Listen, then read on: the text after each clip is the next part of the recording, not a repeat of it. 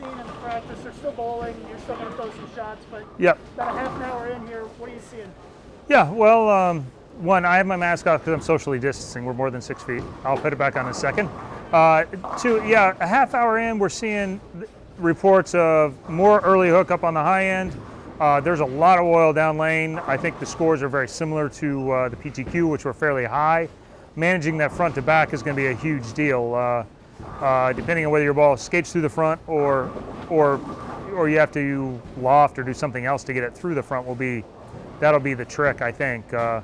I expect the scores to be really high. I think guys will be able to play the track area and find plenty of hold, and in a strange scenario, very unique to the PBA Tour, higher rev rates are going to be plentiful at the top of the leaderboard. Yeah, I don't know enough about the bowling center yet, but typically, I mean, it feels like it's a fairly new pro Anvilane surface. I don't think there's a ton of track,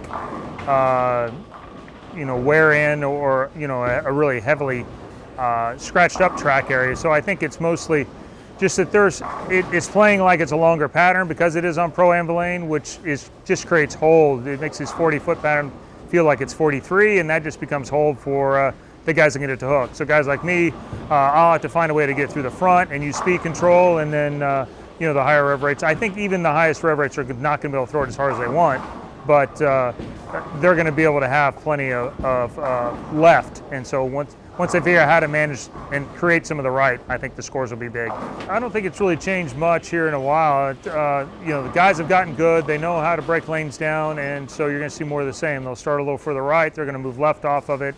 And those last 3 or 4 games, you're going to have to bring your striking shoes, and so no real change. You got the best bowlers. You got patterns that are, they're 3-1, but those turn into 4, 5, and 6 once guys break down the right a little bit, and once they do that, then it's on. I think the 64-man limited field makes it about the same to win. I think it makes it a lot harder to cash because of those 64 guys, all of them are champions, and there's relatively few.